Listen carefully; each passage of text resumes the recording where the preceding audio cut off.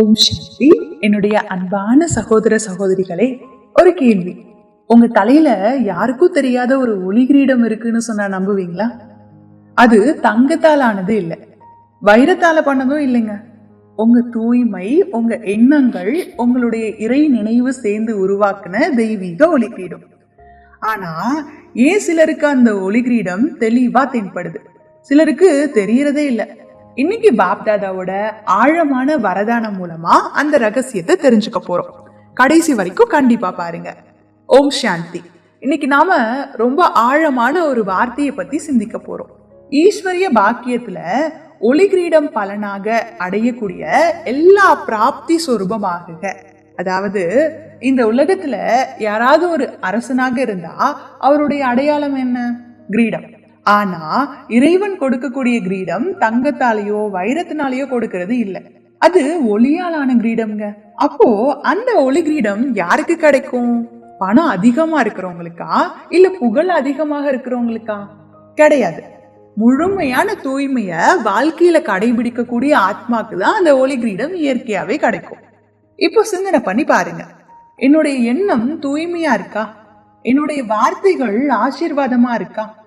என்னுடைய பார்வை எல்லாருக்கும் நன்மை கொடுக்குதா? இந்த மூணும் தூய்மையாக மாறுறப்போ வெளியில யாரும் கிரீடம் அணிவிக்க வேண்டியதில்லை.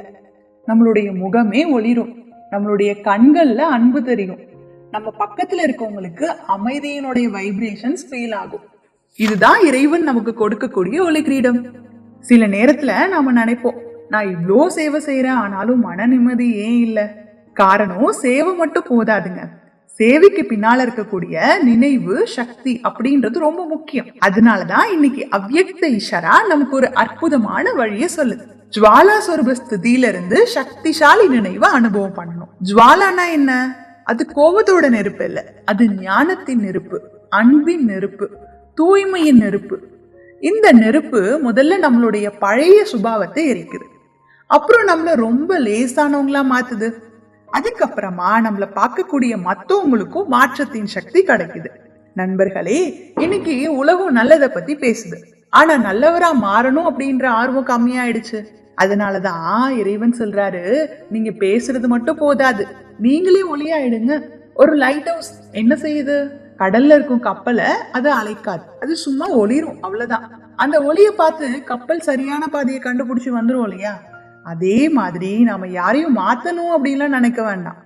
நாம நம்மள மாத்திக்கிட்டாலே போதும், நம்மளுடைய வாழ்க்கையை மற்றவங்களுக்கு வழிகாட்டும் ஒளியா மாறிடும். அதனாலதான் பாப்தாதா சொல்றாங்க, மாஸ்டர் சர்வசக்திவான் நிலையில இந்த மேடைக்கு, இந்த ஸ்டேஜுக்கு வாங்கன்னு சொல்றாரு. இந்த நிலை வந்துடுச்சுன்னா மக்கள் நம்முடைய வார்த்தையை மட்டும் இல்லைங்க, நம்மளுடைய அதிர்வலைகளையும் ஃபீல் பண்ண ஆரம்பிச்சிருவாங்க. அதுதான் உண்மையான ராஜயோக வாழ்க்கை. இன்னைக்கு ஸ்லோகனும் ரொம்ப அழகா இருக்கு. தன்னுடைய ஆன்மீக ஸ்திதியில நிலைச்சிருக்கிறவங்க தான் மகாதானிகளா ஆவாங்க. இப்போ மகாதானினா என்ன? பணம் கொடுக்கறவங்க இல்ல, ஒரு புன்னகை, அதாவது ஒரு நல்ல எண்ணத்தை கொடுக்கக்கூடியவங்க, ஒரு நம்பிக்கையை கொடுக்கறவங்களா, ஒரு நிமிஷம் அமைதியை அனுபவிக்க செய்யக்கூடியவங்களா, இவங்க தாங்க உண்மையான மகாதானி. இன்னையில இருந்து நம்ம ஒரு உறுதியை எடுக்கலாமா? எந்த சூழ்நிலையிலையும் என்னுடைய மனதின் தூய்மையை நான் பாதுகாப்பேன், ஒவ்வொரு ஆத்மாவையும் நல்ல எண்ணத்தோட பார்ப்பேன், ஒவ்வொரு நாளும் சில நிமிஷம் ஜுவாலா சொரூப நினைவுல இருப்பேன்.